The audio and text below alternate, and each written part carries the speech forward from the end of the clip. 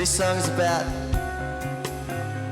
being who you want to be and loving yourself. 1, 2, 1, 2, 3,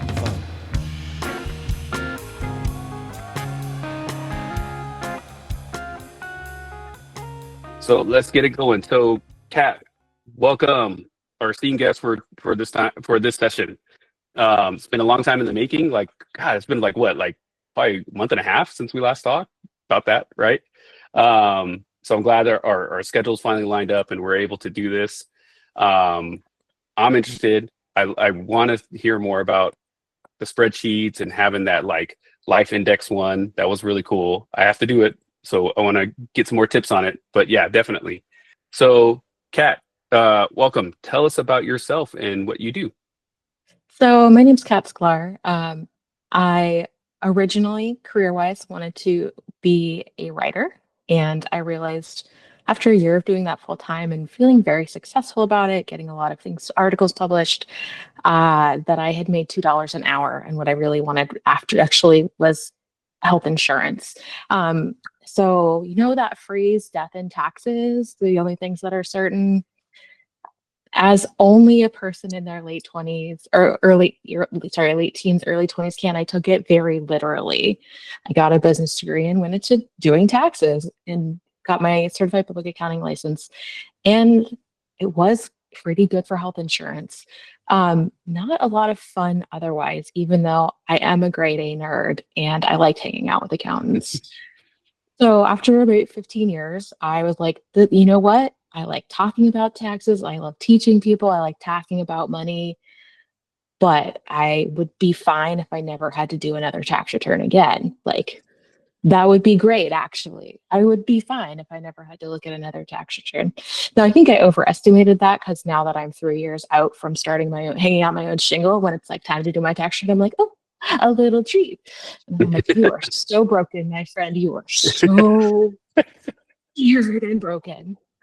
So for the last 3 years, my main gig has been running the Friendly Spreadsheet by myself.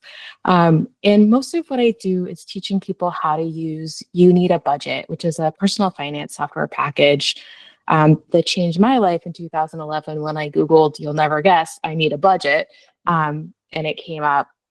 You Need a Budget is sort of values neutral, envelope-based budgeting. So by envelope-based, another phrase that is sometimes used for envelope-based budget is zero-based budgeting. So the basic premise is you give every dollar a job. And another way to think of that visually is you take the pile of money that you have right now in this moment without any regard to what money might be coming in the future. And you ask yourself, what does this money need to do before more money comes around? And you split it into envelopes or categories is what they're called in the software. Until you run out of money, which is to say, like, all the money has jobs. And then as things go along, you're free to move money around those envelopes as life happens. But it's sort of it's like almost like time blocking for money. Like, you recognize that it's a finite resource and that some of it needs to go to immediate needs. Like, you got to go to work, and some of it needs to go to long-term needs. Like, you're going to do laundry so that you have clothes not just for tomorrow, but clothes for a couple of days after that. Well, okay, maybe y'all have better laundry habits than I do, but I'm usually there's an empty drawer, and now it's time to do marathon laundry. But I feel like in this room I might not be alone in that. So that's what I do now, is help people feel calm about money, or feel calmer about money. I don't love the word budget, and I'm happy that YNAB, or You Need a Budget, is also moving away from it. I prefer the term spending plan, because that I feel like gives you a much more like, this is a resource that I have and I'm going to make a plan for it. And a plan is something that you can hold gently. I feel like a budget is just like a pile of should that you're then going to like bludgeon yourself with. And that's not a very like sustainable way to go about managing your resources. I'm pretty sure we've all hit the boundaries of what shame can do for us productively. Yeah, it's like that. You know, the oppositional defiance, right? We get if it's a budget, it's like, all right, it's telling me I have to do this, and then then it's like, well, I don't really want to. I'm not going to do it. I want to go spend my money elsewhere. But a plan, it's a little bit more fuzzy. Okay. Yeah. I think there's also like, especially when things are tight, like one of the ways that I sort of reassure myself is by like going over and over and again in my brain, like, okay, I have this many dollars in my checking account. They need to do these things. And any zero-based budgeting software, but particularly YNAB, gives you a place to kind of set that down and be like, okay, no, I figured it out. I don't need to keep going over and over that in my head. And there certainly my working memory is weak enough that like being able to be like, okay, there's a safe place to put this. I can look at it as often as I want, but I don't have to recreate the wheel every time. I'm like, oh, actually June is going to be an even leaner month than I expected. It's so great. Because, like last time that we met, I was telling you how, like, okay, I got ahead of myself. I actually put some money away to save up for my car registration that I knew was going to come up. And then when it did, finally, I just paid it like maybe 3 weeks ago or something like that. I was like, good thing, because I would have been screwed this month financially. Because of course, all this other stuff came up too. And for me, a lot of this month is about renewals, right? Like May and June, it's like a bunch of renewals for me. It's like when I signed up for the ADHD coaches organization. So there's the annual fee. It's when I signed up for Chad, that's an annual fee, right? My website too, my renewal for my website is up. I'm paying that on the first. So it's like all these extra expenses, yeah, are coming up. And now I'm like, oh man, I wish I would have saved up a little bit for that. It's all those little things, right? But they all cost money. Like it's not like super expensive, but then especially like when they compile is when it's like, ooh, that's when it kind of hurts a little bit. Yeah, I think one of my favorite things about sort of the envelope-based budgeting system is that even if you can't fund a category, you can write like you can sort of extending the metaphor, you can write an intention or set a target on it. So you can be like, okay, I know this like this renewed this month and I was surprised by it.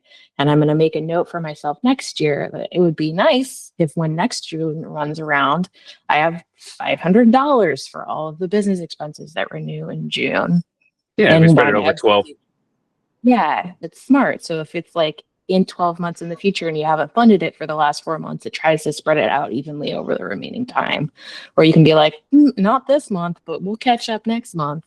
Or you can be like, I can see that coming and I'm not sure if I'm actually going to renew it. So I'm not funding it right now, but I can see that if I don't do anything, like that's coming for me. It's got a little exclamation point or something. I Warning, mean, warning.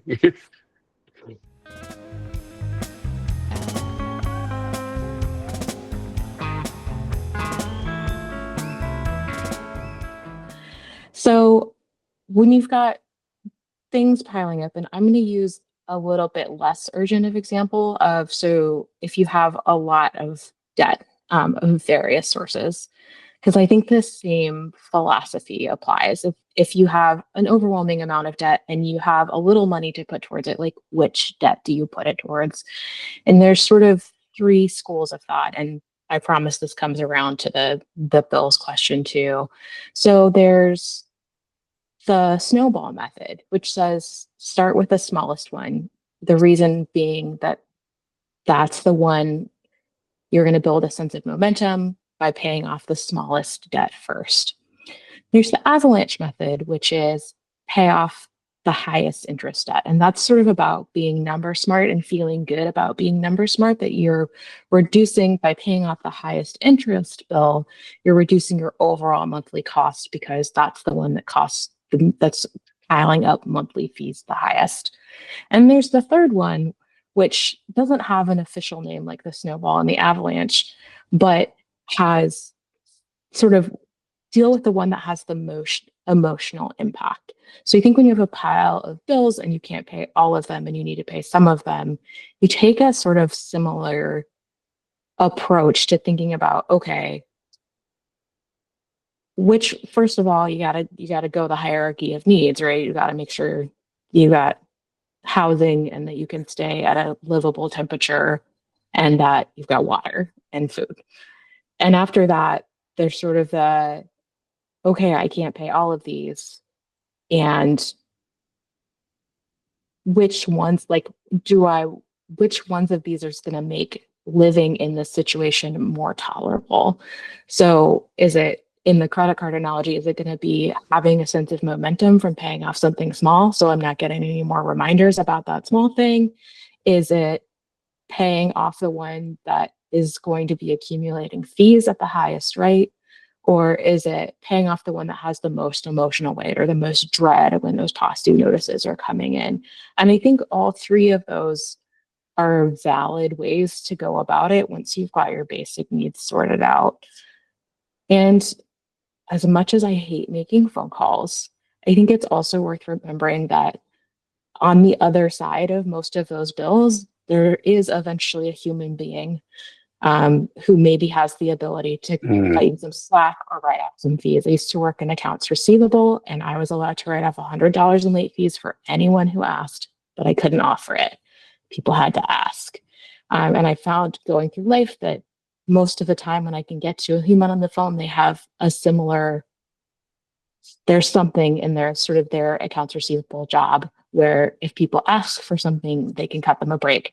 Sometimes you can find out what those things are ahead of time if you want to like chill your anxiety out by asking Reddit or by searching for someone who's asked and answered it on Reddit.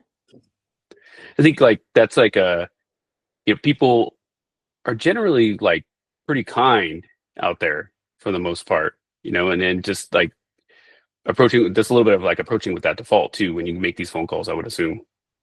Of like, okay, let me just get this in my mind that like if I talk to the right person, this could happen, right? And instead of like getting lost in the overwhelm of like, oh, it's never gonna work and I don't know why I'm wasting my time kind of deal. So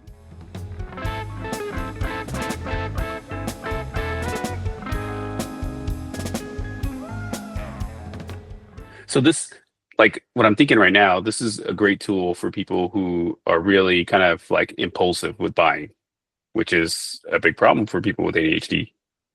For sure. One of the things you're not seeing here, because my finances are fully joint with my partner who's very private. So we don't get to look at my personal budget, but we each have an allowance category that we fund the same for each of us. And my sort of allowance section has like 20 different categories of like, oh, here's a thing I'd like to do, and here's another thing I'd like to do, and here's a thing I'd like to do. So that when I like every time I see a class that I'm like, oh, I'd really like to do that, I can remember, like I can like look around at all of the other things that my allowance is committed to and be like, oh, okay, if I do that, then I can't go to all the concerts I want to go to. Would I rather go to the concert or the class? So having the tool to like pull out of my pocket, or like I use this mostly on my phone, not on desktop, to pull it out on my phone, which is the same place that I would be signing up for the class, and be like, oh, I have money, but I haven't specifically planned money for that. I've planned it for other things. And now I can make a specific trade-off about it. Yeah, so it's almost like a built-in pause to really consider. Yeah. It takes a while to build the habit. One of the sort of running phrases that YNAB teaches is find the money first, which is ideal, or find the money fast. So immediately after you spend it, make the trade-off so that you know if you made a bad trade-off, you can either go see if it was a refundable thing, like if you made a really bad trade-off, or you can be like, okay, I am stealing this money from my vacation fund. I don't actually have any vacations planned. So I see. This just became a staycation with this class. That's great because like I've always struggled with the impulsive buying. Like if somehow I get a windfall, like I get bonuses from work and stuff like that, it's like already I'm like it's burning a hole in my pocket. My parents gave me this gift, and let me pass it on to you. Their advice was for every windfall to put 70% of it after taxes to the most grown-up thing that you can think of. So that might be debt reduction, it might be saving towards like some big long-term goal, it might be topping up your retirement account, what like student loans, whatever is the adultest, like that's obviously not their words, they're boomers, they don't use that as a verb. But like the adultest long-term thing you can think of it. 10% of it you blow immediately. Like, or like whatever, like no accountability, 10% of it is for fun or for joy or for splurging, where like it just 10% of it is for like just feeling the windfall, and 20% of it is for something to look forward to. Ideally, like Okay. 3 to 6 months out, not super far out, but it's for something that you are going to get the pleasure of anticipation from. So it might be a trip, it could be a concert, it could be a purchase that you're partway towards saving up towards, and then you'll be able to like, that'll help you get there faster. So I don't think the proportions matter, but I will say that 70-20-10 for adulting, anticipation, and immediate obligation has served me well, and it served them well. And so I just keep sharing it. Yeah. And they So don't remember where they got it from. So other than they were like, it's not original, but someone told us this. So because my thing that I kind of realized is that I do need to have these like impulsive buys every so often, like because it can't just go away all the way, right? And I think with clients sometimes that's the goal is like I want to eradicate this, part of what I do, and I think it's just so difficult. You can only do it for so long. Yeah, I think let me stop sharing this for a minute. So it's not taking up the whole screen. I think there's a huge value in building systems to support the way that we work instead of trying to change how we work. So like part of the allowance thing is that like my partner and I have different priorities about what to do for fun. And so the allowance is like, okay, within these bounds, spend money on whatever you want. And that's like, this is a tool that can give you that. There's lots of other kinds of ways to support yourself like that, but to say like $20 a week is maybe you get it out in cash and you can spend it on whatever you want, no accountability beyond, that's the boundary. So like I am allowed to go to the convenience store, twice a week, and just like, I don't need to make good decisions about what I buy. I don't need to make good decisions about what like the calorie content or dietary requirements are. I just have a specific amount of money, and that's the money to like blow. Mm. Well, what if like have you had clients that where like it's just doing that but it's still not enough, like they can't keep it to that like lower percentage, whatever it is, lower dollar amount? Yeah. So I think usually there's sort of multiple threads of stuckness that can come around that. That can be either habits. So it can be that you have a lot of habits around spending money. So like a really common one is like a morning coffee run. That's like part of a ritual. So if that spending that you're saying is like that impulsive or blow money is also baked into habits or a chain of habits, then setting the boundary how much money it is isn't gonna do that. And like the coffee example is kind of perfect. Yay me for a good segue. Because like maybe half of the time when I get into someone's budget with them, they apologize for their coffee habit. And I'm like, okay, buddy, back up. Let me tell you a story. I have 7 categories where going to the coffee shop could land, because I realized there are 7 different reasons I go to the coffee shop. And I thought if the boundary was, this is how much money I have for the coffee shop, it wouldn't be very helpful because I'm trying to meet 7 different kinds of needs. So there's the like, I need to go for a walk and get a little treat. That goes in one place. There's the I need to work someplace that is not my desk. That goes in a different budget category. Like if it's essentially I'm buying a coffee that is a desk rental, that's a different need than the I want a little treat. Mm-hmm. And if I'm going and getting coffee for both of us, that's a different thing That's the third thing. And it goes on from there. So I think if setting a boundary around the impulsive money as an amount isn't working, there's usually sort of some more untangling to do about what needs are getting met by this spending. And then, so with your clients, when you start getting into that, right, they're apologizing. I mean, I would imagine that, like, I'm almost like feel like physically tense, even trying to imagine myself doing this with you too as well. It's like, not that like it's super crazy. I'm sure like for you, you see like, okay, this is pretty normal stuff. Okay, here's what we can do, kind of deal, right? But how do you help the clients get past that like barrier of like, okay, let me really be 100% honest with what's going on with my money here?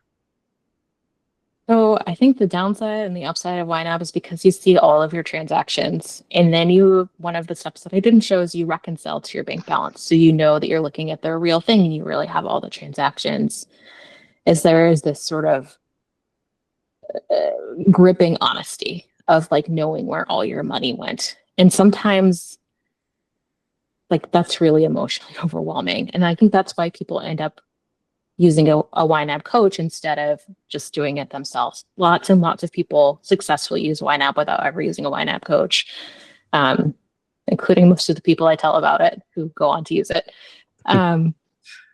But I mean, I joke that half of my job is to like remember what the next step in the software is while my clients are overwhelmed with their feelings, so that they can take a minute and not try to hold the like learning software at the same time they're having feelings about money. Because those usually when we're learning new software, we're not also like confronting how we feel about like our family history with money and like the layers of shoulds that we have around like what is responsible, like what does it mean to be a responsible adult.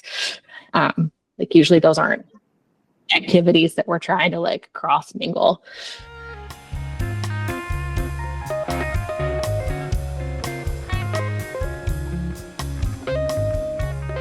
If it's somebody who's looking for a little bit more of a bad cop energy, I ask people to pick 3 to keep and cancel the rest of them. And then if they want a different one back, then you have to cancel one of your 3 and add one of them back. No.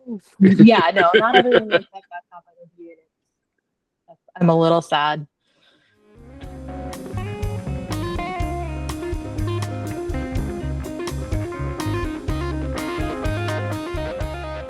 So I thought it was useful because I'm like, it really does take time and mental energy. And I was curious what the return on investment for me was. And I was like, oh, it's this.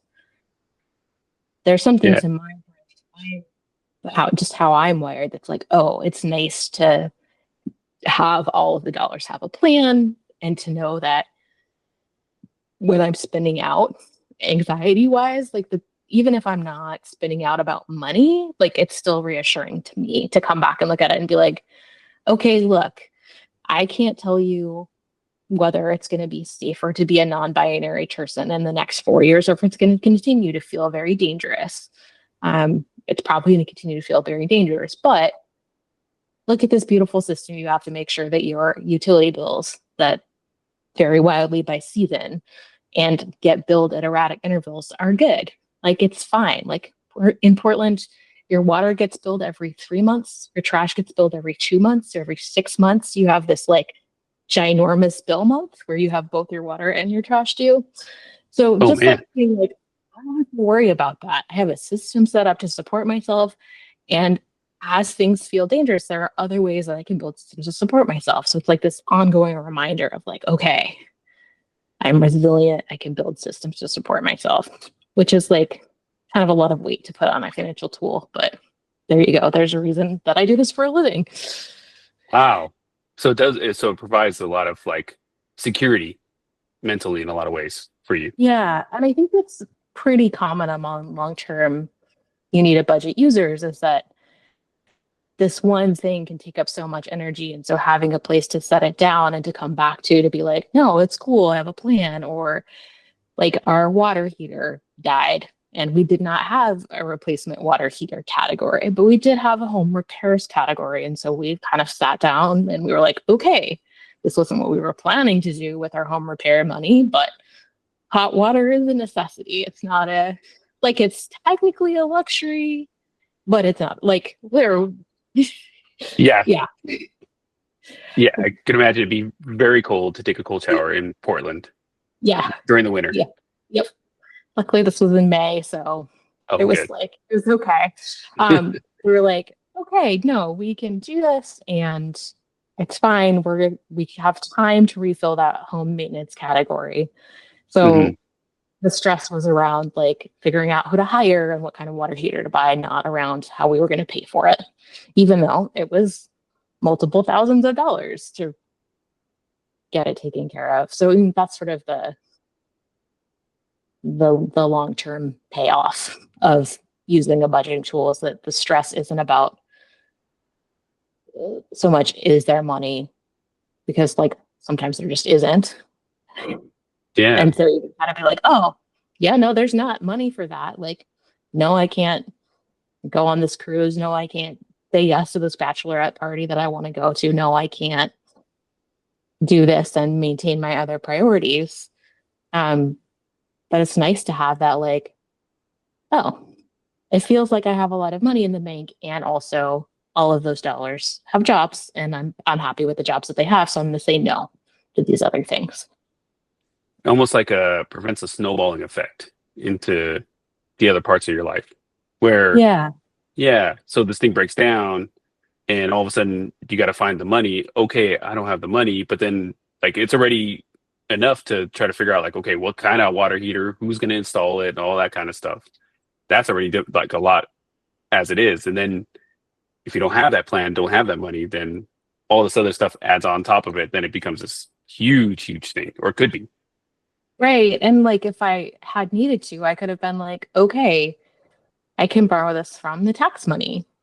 Like I would prefer not to, but I could, and catch up on paying the interest and penalties on not paying the tax money later. Like that would be probably the cheapest borrowing option for me right now, is to like not pay my estimated taxes on time. So just knowing that I could be like, okay, I have tax money as my ultimate fallback. I cannot pay the government on time. They have a mechanism. Yeah. Like I can catch it up later, but not to immediately be like, oh, credit card debt is my only answer for when something I didn't see coming comes. And sort of as things go on, using YNAB or using a tool like this, like there's less of those surprises. Like a lot of the things that I used to think of as surprises are, I'm like, okay, with a cooler, less emotional head, I can say like, this was a foreseeable thing. Like if you have a car, it's going to break and it's going to require repair. If you have a pet, like chances are good it's going to get sick. I'm thinking like I've had a client where there's a car that they have, right? And they love the car, but it breaks down all the time. It's a pain in the butt to take care of. So spending a lot of money on it all the time. And this is actually, I'm thinking about myself too. This has happened to me in the past where it's like, okay, I don't have any money. I'd even like budget in repairs when I got the car. So it's like just credit card after credit card after credit card. Before I know it, it's like, oh my God, I got this big credit card debt, and I'm still paying all this money on the car too as well. Like when do people already approach you like far deep into those kind of situations, asking for help? It kind of runs the gamut of people who are coming in 6 figures of debt, or they're coming in a position of money and not sure what their priorities should be in that scenario. So full spectrum. Richard asked, I'm going to paraphrase, whether the goal is to pay as much as possible in cash, and I'm versus using credit cards, and I'm going to reframe it a little bit to sort of give my advice on this, which is I think credit cards are a tool and it's fine to use them, but I'm very uncomfortable with people living on the float. And when I say living on the float, there's sort of a bright line test that you can do, which is to say, if you're like, oh, I pay my credit card off every month, it's fine, I'm a good credit card user. The next question is, could you pay your credit card off right now in full, its whole balance, cut it up and stop using it, like cancel it? Would you be okay? Like, could you still meet your next month's expenses without using it? Like, could you just carry on if credit suddenly was unavailable to you? And if the answer is no, then you're living on the float. And that means that if something happens, if there's a job loss, if you become unable to work, if someone you love becomes unable to work and you need to stop working to care for them, that your spending decisions from last month that are sitting on your credit card bill really limit your options, because you have to pay for last month's due at the same time you're making this decision about what to do with this loss of income or with this need to take care of something that does in a way that doesn't earn money. So if you can use credit cards in a way that does not rely on the float, by all means use them. And there's also, I think, a component of like emotional honesty around credit card usage. Like, some people really love the gamification aspect of like getting points and playing games with the points and trying to optimize it. And I honestly, for neurospicy people, I really recommend staying away from those kinds of games. I think there's enough stuff that we have to optimize in our lives that's already on hard mode.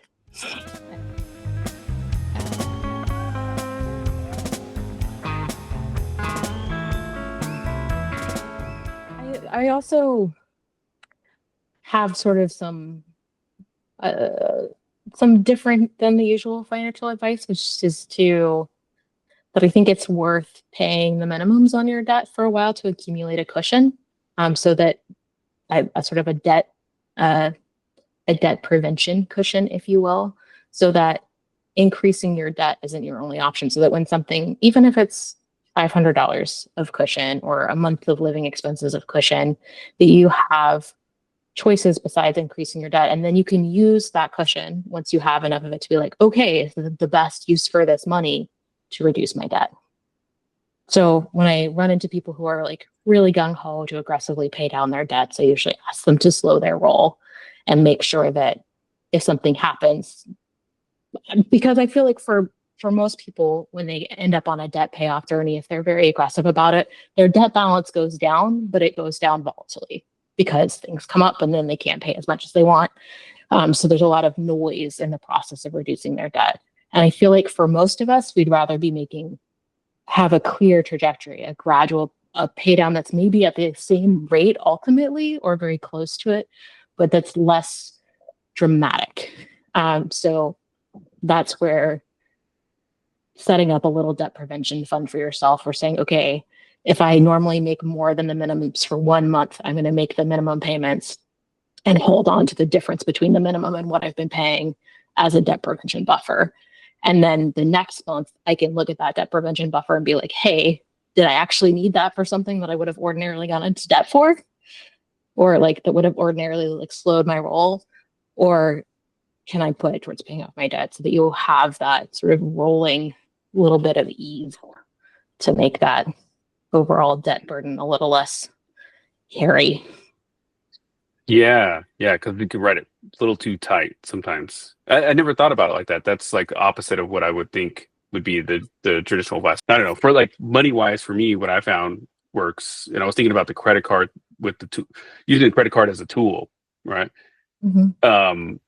I see people be late to like different late to pay different bills and everything. It's like, oh, I forgot to log in and do all this and that, right? And what I try to do now is like most of my recurring bills and stuff, subscriptions, whether it's TV stuff or even like phone bill, internet, all that stuff. I just put it on one main credit card and let that hit. So it's because they're all going to hit different times. And then once a month, all right, cool. I know how much I need to save for this. That goes right in there and pays it off. But that credit card only gets used for that stuff. That's the key. Don't mix it with like the random purchases or the emergency stuff, because then that's when it gets kind of tricky. It has to be like every month, pay it off. And plus, like that one gets a nice cashback option. So I think Kat, I think you appreciate this, right? It's like now what I'm doing is like every time that I get like, $25, $30 in this like little cashback thing, I'm using that for my record shopping. I'm like so bad about records and I'm already like bad as it is, but I'm like, right.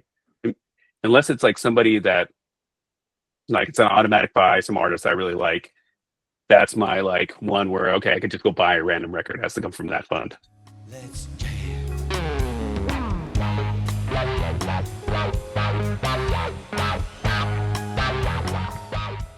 There was two things I was thinking right now, Kat. One is one question is like, what are like the small things that people can do to just help be better with their money, or like help them save a little bit of money, whatever it is. Like, what's like a little small piece of advice? But then number two, we didn't even get to what the damn topic of was the spreadsheet stuff.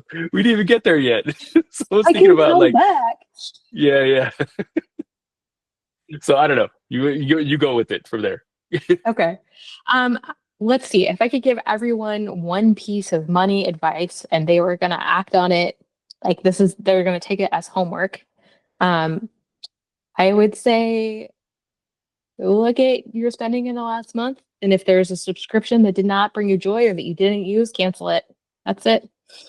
Because that'll save you money from now till forever. So whenever you would have gotten around for it. So that's usually an easy win. Most of us, unless you were already super dialed in on what you're spending, that's a really easy first win. I'm squirming. Yeah, I'm squirming. You got me squirming on this one, Kat. Because I've been mulling over canceling my Google TV subscription. Because right now it's summertime, there's not a lot going on. And like, but then there's like one or two shows that I'm like, yeah, but I need it for that. But do I really need it for that? And I've been like really wrestling with this whole idea of it, or like just the convenience. It's like so easy to sign up for them and so hard to cancel them. And like, if you really truly miss it, like cancel it now. And if in 2 weeks you're like, I do miss this weekly ritual, you can't have it back. This homework isn't saying that you can never subscribe again. You have to give it up forever. It's just saying like, cancel it and see what it's like. Yeah. Oh man, so tough. So tough. It'll be that moment I'm like reaching for it. I'm like, yeah, like the HBO subscription. The only thing right now for me worth watching is just John Oliver. But I love it so much, It's like, is it worth it? Is it worth this much? Yeah. What's the he has a thing on. He just did a thing on like minor league teams and all the crazy names and crazy things they do. But Portland has a funny one. What is it? The Portland Pickles. That's right. Yeah. Yes. So fun. This is hysterical. They have every Wednesday. They have a Wolf Wednesday, and for June they did a theme for every Wednesday. So last night was Golden Retriever night. It was fantastic. Oh, the Golden Retriever parade across the baseball field. Yeah. That must have been like a slice of heaven. Yep. Absolutely. Retrievers are the best. They're such chill dogs. I love it. Oh, that's so awesome. All right. Spreadsheets though. We got to get to that before we wrap up here at some point. All right. I'm going to share one spreadsheet that Carlos mentioned. And this is not an original idea. It's called I call it the Life Index. And think of it as sort of a visual way to organize anything that can have a URL. So this one is a little bit more oriented towards okay, come on. Yes, I know I'm sharing it. Make it a little roomier. There we go. So you can link to anything that has a distinct URL in a Google Sheet. And the way to do that is with the command shortcut, either Command K or Control K, depending on what your operating system is. We'll bring up a dialog box and you can paste a link. So you can also link to any cell in a spreadsheet. So if you find yourself looking up URLs to share on a regular basis or struggling to get to a place or running out of territory in your bookmarks bar, and you don't need to have it visual all the time, this is one of the places you can do it. So in mine, I have spreadsheets that I open pretty often for my business, or spreadsheets that I don't open pretty often for my business, but such that I am like, what did I call that thing where I keep track of my continuing professional education, that I have to do it on a 12-month basis. So every year April rolls around and I'm like, oh shoot, I haven't done any yet for this 12-month period that ends June 30. Like, what did I even call that spreadsheet? I have a link here. So I don't have to remember what I called it. I just know that it's on the life index. You can open it and it will give me the thing that I need. So if you can't remember what a thing is called, this is like, you can save it once you figure it out and not have to ever figure it out again. I also send a lot of links in emails. So a lot of my common links are there so that I can just copy and paste them from here instead of like going to look up what the link is. I finally set my business up on Google, a little late to the party in year 4, but I have the like link saved to leave a Google review so that when I actually remember to ask people for it, I can just be like, here's the link. It'll take you right to it. You don't even have to look me up. Just like, here it is. This is also where I keep track of information I need to remember. So like my business Venmo handle, even though it's friendly SS seems like it would be the most obvious thing in the world, like I still forget. So this is just like a generic platform to support yourself in a format that makes sense to your brain. So it's like almost like a piece of scratch paper that can hold links. It can also do math because it's a spreadsheet. But this is, I would say, it's usually, like, you can't see my whole Chrome, just this tab, but it's the leftmost thing on my bookmarks bar is this life index spreadsheet, and I change it pretty often of like what's on there. The other thing that is useful if you send recurring emails is you can link to a specific email. So you can have, like, if you're like, oh, that was a really good version of this kind of email that I send all the time, you can give yourself a shortcut to those emails so that you can find the words again and you don't have to remember who you sent it to or when. So I would say anything that you're annoyed by having to pause to search for is what would belong on this spreadsheet. So that's not like login information. Google Sheets is not a good place to store your login information. Yeah, I would imagine so, right? If you're not a Google user, why would Google Sheets be something that everybody should have, set up an account for? I would say if you have a Google account, Sheets is already part of it.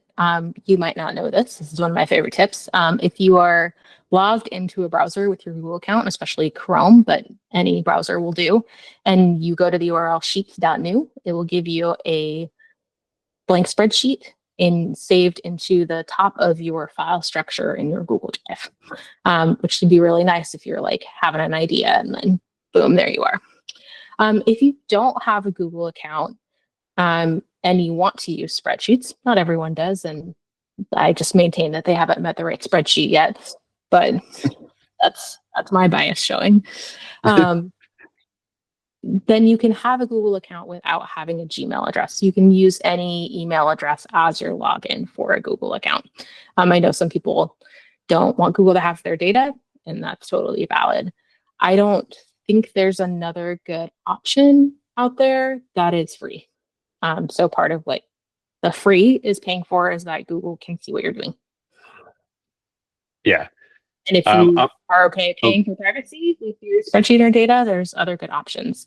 If you are organizing something that might be significant and you need to, like in terms of the government might be particularly interested in it, Airtable is a good alternative that is also sort of database based, but has like a spreadsheet looking layer that you can use on top of it, and that you do have to pay for, but it is encrypted and they are not selling your data in aggregate or using your data to market to you.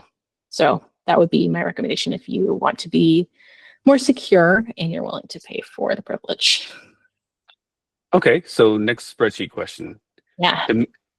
To let you have a decision to make, right? And how would you use a spreadsheet to help you make a decision on something? Some big life thing, whatever. Yeah. let's see if I have a good example. Hmm. So one of the decisions I made recently, let me pull up a different spreadsheet. So I would say a spreadsheet does not need to be elegant to be useful, and arguably elegance is sort of a waste of, not necessarily a waste of time if you find it personally satisfying, but I don't think it's a necessary element of a spreadsheet. And we're gonna go look at one of my messy ones. So one of the things that I was trying to figure out was where I wanted to apply to summer writing workshops. So this is like a very inelegant sort of like organizing my thoughts of like, what is it called? Where is it? What's the application deadline? What's the website for it? How much does it cost? Where's the link to put the application? What are the things that they're Whoa. asking me to have?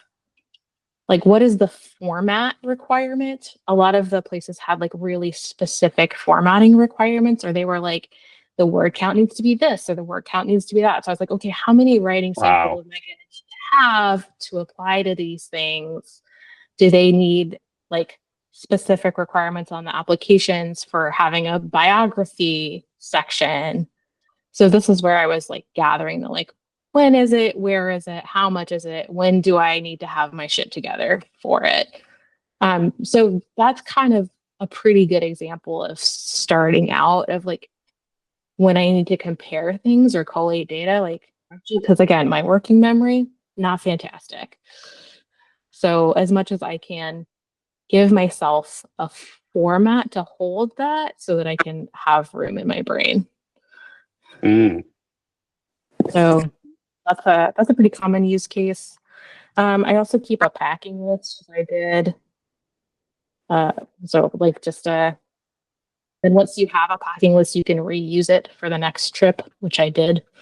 So this is like everything that was going to go in my suitcase, so I could make sure that everything that I had everything or that it was clean. Like especially if you have like I am very particular about what clothes I want to wear to specific things. So this was like, okay, I can make sure that what I need to pack is actually clean or clean Ah. enough. Yeah. You know, I get very Impressive. anxious. Okay.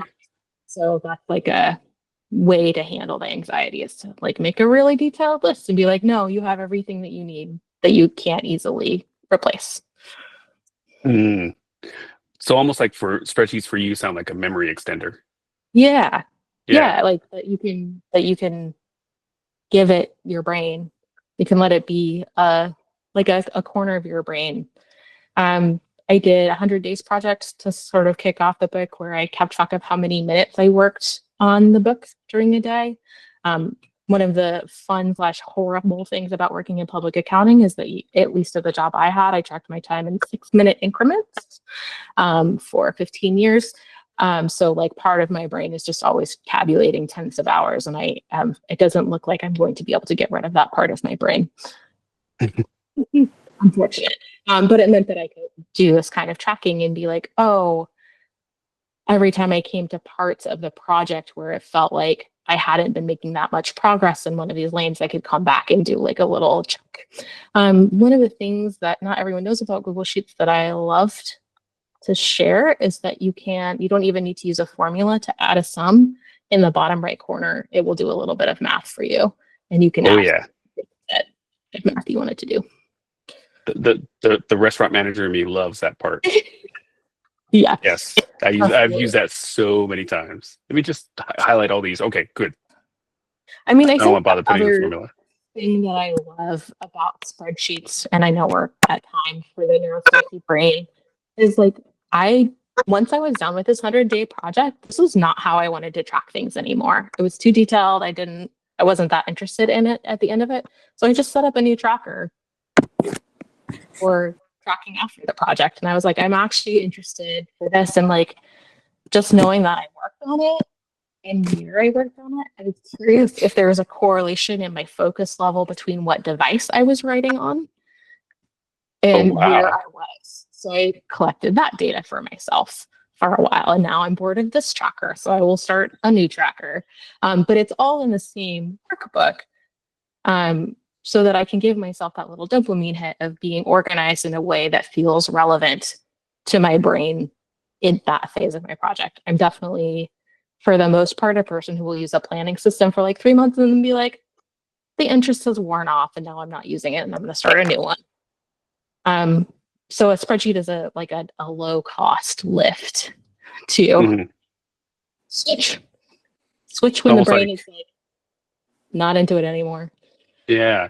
But like going back to this, like, and maybe this is how we'll bookend it, right? The oppositional defiance side of things, right? If you have the plan and the structure, then it's right. But then it sounds like this allows you to kind of do things in a more natural way, track it, look in there, and then you look at the data, and the data kind of gives you, a nudge like, okay, maybe I should focus in this area a little bit more, do this thing because this one, focus on doing some a certain thing a certain way because that's where I got the best results.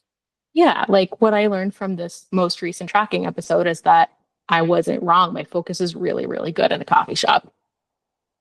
So like it makes sense to keep spending money to go to the third place to write because I've built that habit, and it's not just an idea that I have that my focus is good. Like I collected data for 3 months about my focus of every writing session. I was like, oh no, it really is better here. So it can be.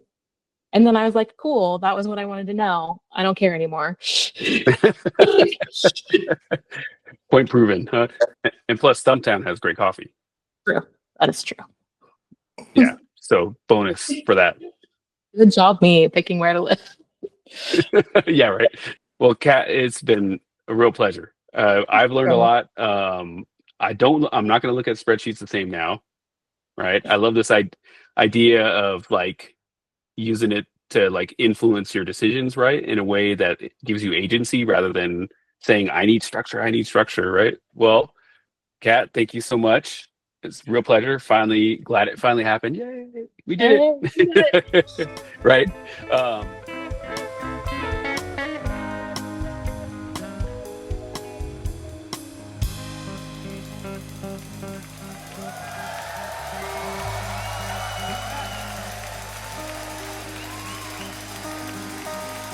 Gracias.